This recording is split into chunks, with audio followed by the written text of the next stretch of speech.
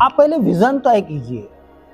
आपका उद्देश्य आपको तय करना होगा कि हमें करना क्या है। और ये 24 घंटे को आप जो है 8-8 घंटे के रूप में बांट देते हैं, तो वो उद्देश्य पूर्ति के लिए।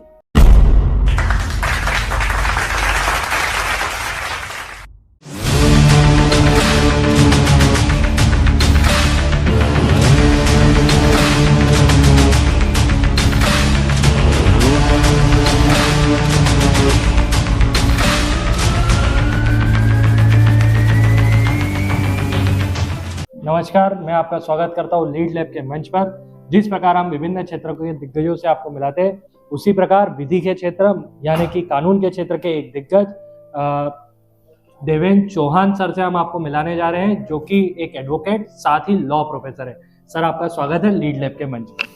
नमस्कार साथियों, मैं सबसे पहले तो लीड लैब के पूरी टीम को साधुवाद और धन्यवाद देता हूँ कि उन्होंने मुझे यहाँ पर आमंत्रित किया और मेरे संघर्ष की कहानी को आप लोगों के बीच में साझा करने का एक अवसर प्रदान किया। तो मैं देवेंद्र कुमार चौहान, मैं एक एडवोकेट हूँ और सेवा सदन विधि महाविद्यालय में लॉ प्रोफेसर की हैसियत से अपनी जिम्मेदारी निभा रहा हूँ।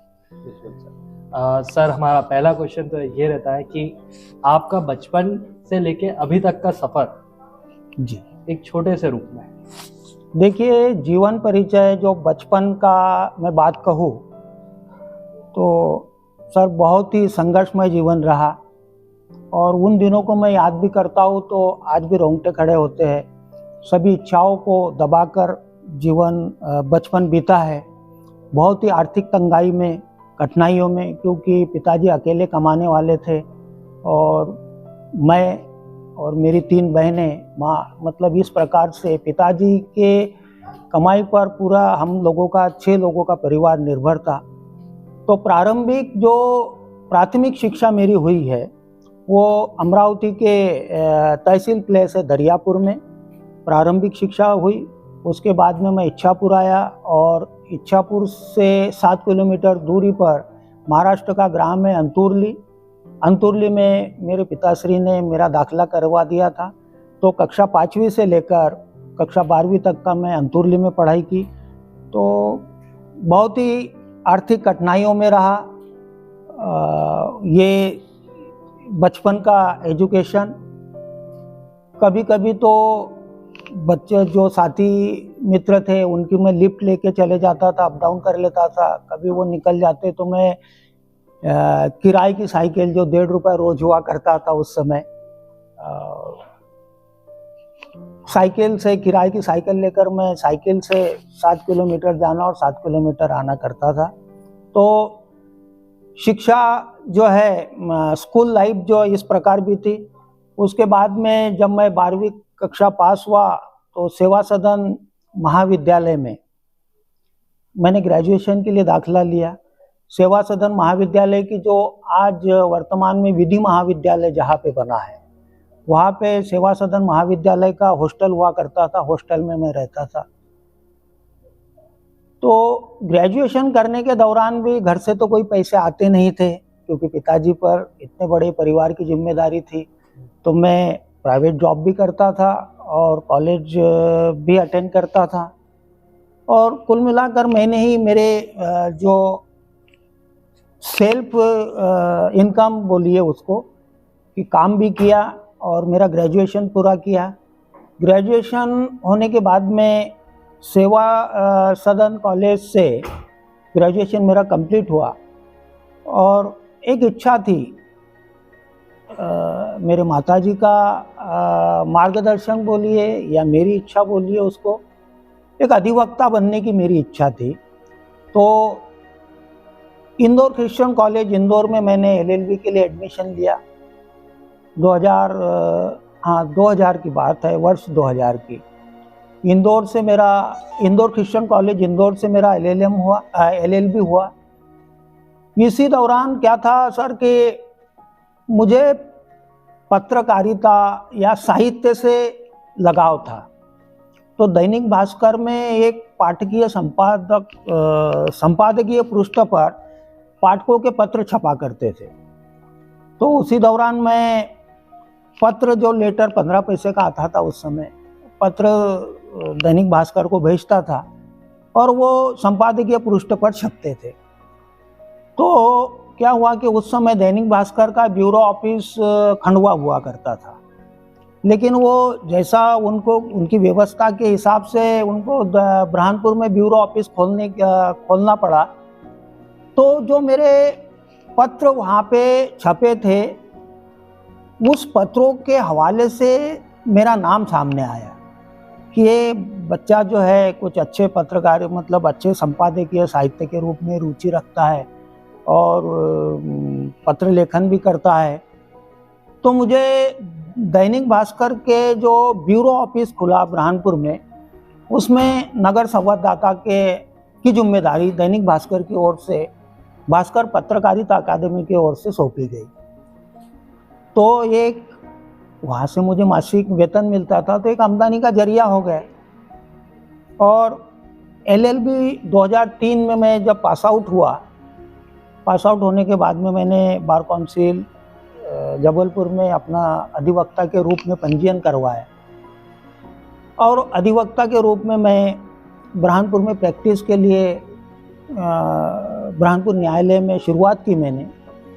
तो इसी दौरान जो है मैं उस महान विभूति, बोलिए उनको, कि उनका नाम लेना चाहूँगा, दिवंगत पूर्व सांसद ठाकुर महेंद्र कुमार सिंह जी, उनका सानिध्य और उनका आशीर्वाद मुझे प्राप्त हुआ। मैं उनके संपर्क में आया और उनके छोटे भाई, मेरे पितृपुरुष ठाकुर वीरेंद्र सिंह जी के संपर्क में आया।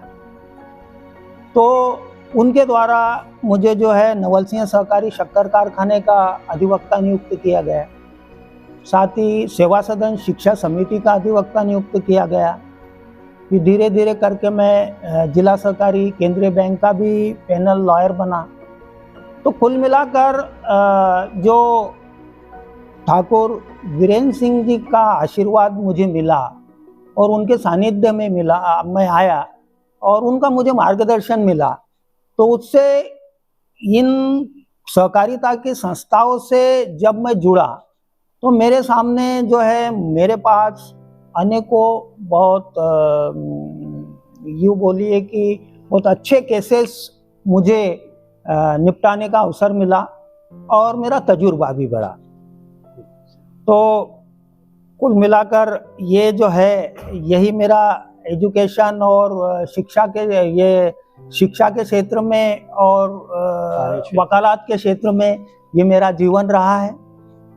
और ये जो पूरी तरीके से समर्पित मैं मानूंगा कि मेरे माता पिता को, जो उन्होंने शिक्षा के लिए, क्योंकि मेरे माता और पिताजी का एक कहना था कि अगर आपकी आर्थिक कठिनाई है, आर्थिक तंगी है, आप इन्वेस्टमेंट नहीं कर सकते, तो आपके लिए सबसे अच्छा इन्वेस्टमेंट होता है एजुकेशन। तो उनकी इस बात को मैंने माना और मैंने एजुकेशन पर फोकस किया और शिक्षा के क्षेत्र में मैं कहीं पर भी अपने आप को अधूरा नहीं पाया, मैं बढ़ता गया। बिल्कुल सर, आपका जो ये सफ़र रहा, इसमें कहीं ना कहीं बहुत सारी चुनौतियां आई होगी, कहीं शिक्षा के क्षेत्र में, कभी अपने कार्य क्षेत्र में। तो वो चुनौतियां क्या आप हमारे दर्शकों के साथ शेयर करेंगे? देखिए, चुनौतियां तो बहुत आई है। प्रारंभिक जीवन, जैसा मैंने बताया कि स्कूल जाने के लिए कभी खुद की साइकिल नहीं थी, लेकिन मैं गया, किराए की साइकिल लिया। वकालत के क्षेत्र में एजुकेशन, जैसा मैंने आपको बोला, ग्रेजुएशन मैंने किया तो सेवा सदन महाविद्यालय में। तो ग्रेजुएशन करने के दौरान पैसा घर से मुझे मिलता नहीं था। मैं प्राइवेट जॉब कर लेता था, वहाँ से जो आमदनी होती थी कॉलेज की फ़ीस भरता था, हॉस्टल की फ़ीस भरता था, किताबों का खर्च करता था और पढ़ाई मैंने जारी रखी। फिर जब LLB करने की बारी आई तो एक इंदौर में पढ़ाई करना एक मेरे लिए एक चैलेंज ही मानेंगे उसको, लेकिन मैंने उसको पूरा किया क्योंकि मैं साहित्य के रूप में जब मैं दैनिक भास्कर पत्रकारिता से जुड़ा और दैनिक भास्कर में मुझे एक सैलरी बेस पर नगर संवाददाता का काम सौंपा, तो वो मेरा एक पढ़ाई का जरिया बन गया, कमाई के हिसाब से कमाई बनी मेरी, और मैंने LLB की पढ़ाई पूरी करी। तो कठिनाई तो बहुत आई है। और संघर्ष के लिए तो सर मैं ये कहूँगा कि संघर्ष से कभी भी व्यक्ति ने घबराना नहीं चाहिए। रामधारी सिंह दिनकर जी ने संघर्ष के बारे में बहुत अच्छी बात कही है कि युद्ध नहीं जिनके जीवन में, वे भी बड़े अभागे होंगे। युद्ध नहीं जिनके जीवन में, वे भी बड़े अभागे होंगे।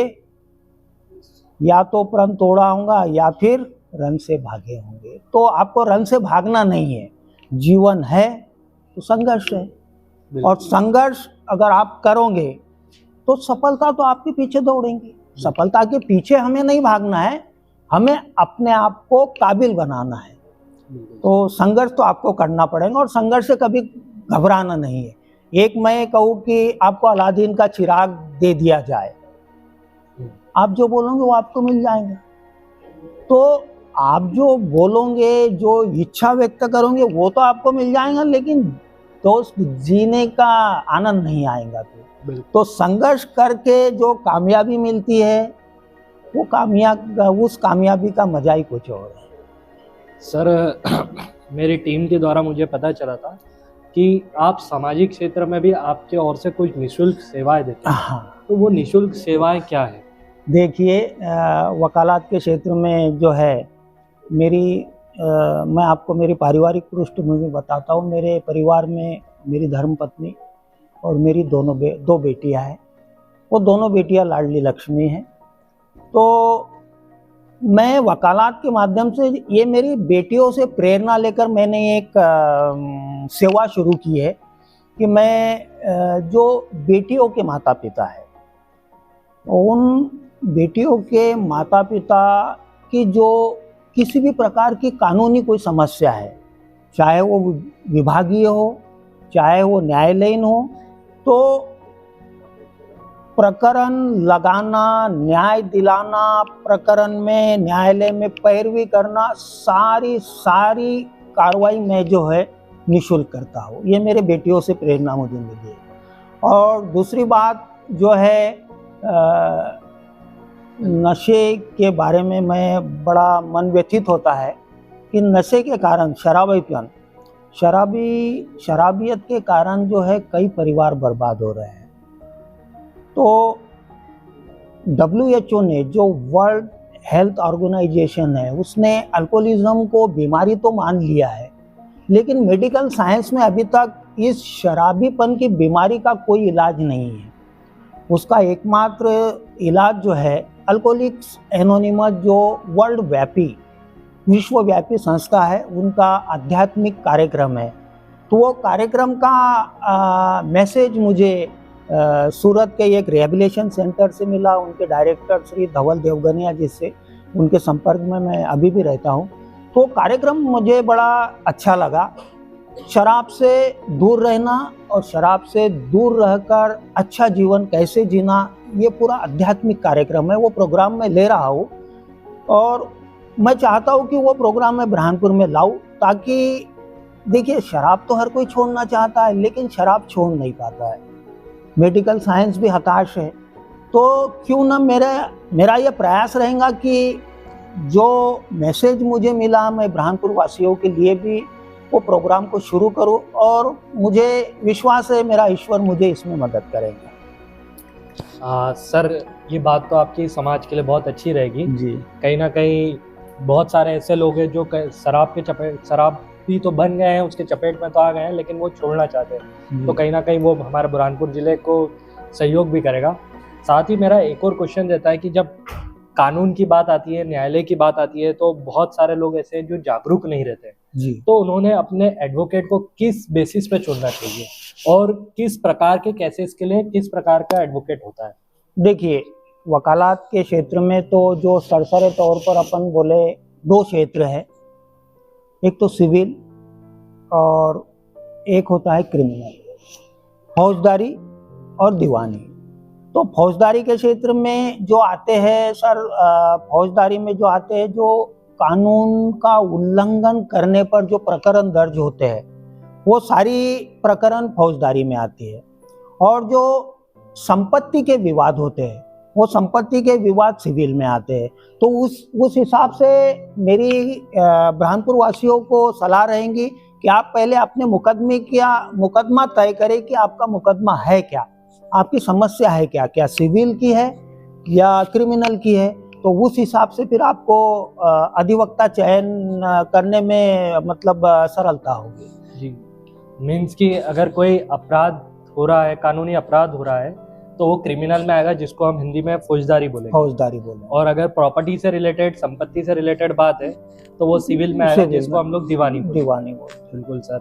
और सर, अगला एक छोटा सा मैसेज हमारे देश के युवाओं के लिए। देखिए, देश के युवाओं के बारे में मैं तो एक बात कहूँगा कि प्लानिंग करके कोई भी काम आपको करना होगा। आपको ये जमाना प्रतिस्पर्धा का जमाना है, तो आपको हर काम जो है एक प्लानिंग करके करना होगा, और कोई लंबी चौड़ी प्लानिंग नहीं। मेरे हिसाब से मैं ऐसा मानता हूँ, कोई लंबी चौड़ी प्लानिंग नहीं है। आपको एक दिन के हिसाब से प्लानिंग करिए। आप एक दिन के हिसाब से कुदरत ने आपको जो है 24 घंटे दिए हैं। अब 24 घंटे को आप 3 भागों में डिवाइड कर लीजिए। बहुत सीधा आसान काम है। बिल्कुल। 8-8 घंटे के 3 भाग हो जाएंगे, तो 8 घंटे तो पहले आप नींद ले लीजिए। सबसे पहला जो आप चुस्त और तंदुरुस्त रहेंगे, 8 घंटे आप सारी नित्य क्रियाएं, जो जिम्मेदारियां है, पारिवारिक जिम्मेदारी है, आपको मनोरंजन करना है, आपको कसरत करनी है, आपको खेलकूद करनी है, आपको परिवार को समय देना है, आपको खाना खाना है, आपको जो चाहे, तो ये सारी नित्य क्रियाएं आपकी 8 घंटे में समाप्त हो जाती है। कि बचे आपके पास 8 घंटे, तो 8 घंटे आप पढ़ाई में लगा दीजिए। आप पहले विजन तय कीजिए। आपका उद्देश्य आपको तय करना होगा कि हमें करना क्या है, और ये 24 घंटे को आप जो है 8-8 घंटे के रूप में बांट देते हैं, तो वो उद्देश्य पूर्ति के लिए जो आपने सपना देखा है, सपना देखिए। मैं तो युवाओं से यही बोलूँगा कि सपना देखिए, और वो सपना पूरा करने के लिए आपको प्रतिदिन 24 घंटे के 8 घंटे आपको देना पड़ेंगे। तो वो सपना आसानी से, कोई दुनिया की कोई ताकत आपका सपना पूरा होने से रोक नहीं सकेगी आपको। तो युवाओं को मैं यही कहना चाहूँ, देखिए कोई बोलता है मैं 15 घंटे पढ़ता हूँ, 8 घंटे, कोई आवश्यकता नहीं। रेगुलर आप 8 घंटे पढ़ाई करें, और जो है सफलता आपसे 3 वर्ष मांगती है। आप IAS की एग्जाम दे दीजिए। 8 घंटे के हिसाब से आप पढ़ाई करोगे, तो मेरा दावा है कि आप 3 वर्ष में IAS भी पास हो जाएंगे। कोई बड़ी बात नहीं, क्योंकि कुदरत ने, जो ईश्वर ने जो मनुष्य को बनाया है, एक अप्रतिम कृति है ईश्वर की। और ईश्वर ने इतनी अच्छी कुदरत ने जो आपको इतना अच्छा अप्रतिम कृति के रूप में इस कुदरत में भेजा है, तो आप चाहे जो, लेकिन मेहनत तो आपको करना पड़ेगी। आपका उद्देश्य पूरा कर सकते हो। मीन्स की बस कंसिस्टेंसी की जरूरत है। बस ये और युवा अगर सपना दिखता है तो वो अपना सपना डेफिनेटली कंप्लीट करना चाहिए। सर, आपने लीड लाइफ के मंच के सारे सवालों का जवाब बड़े बखूबी तरीके से दिया। हमारा अंतिम सवाल कि आपको लीड लैब के मंच पर आकर आपका अनुभव कैसा रहा? देखिए, लीड लैब के मंच की बात तो मैं पहले, जो यहाँ तक का मेरा सफ़र रहा, बचपन, फिर वकालत, और फिर अब लॉ प्रोफेसर। शिक्षा की बात, मैं एक बात छूट गई थी मुझसे कि शिक्षा कभी भी जाया नहीं जाती। मैंने 2003 में LLB पास आउट किया, वकील बन गया, लेकिन मैंने जिनका नाम लिया पहले, मेरे पितृपुरुष ठाकुर वीरेंद्र सिंह जी, उन्होंने मुझे 2016 में कहा कि देवेंद्र जी आप जो है LLM कर लीजिए। मैंने कोई पूछा नहीं उनसे कि आपका उद्देश्य क्या है, बस उन्होंने बोल दिया। मैंने 2016 में LLM कर लिया। उसका नतीजा ये हुआ कि 2022 में मुझे सेवा सदन शिक्षा समिति की अध्यक्ष महोदया परम आदरणीय तारिका सिंह जी ठाकुर ने सेवा सदन विधि महाविद्यालय में एज ए लॉ प्रोफेसर की जिम्मेदारी सौंपी और उनके द्वारा दी गई ये जिम्मेदारी मैं ईमानदारी से निभा रहा हूँ।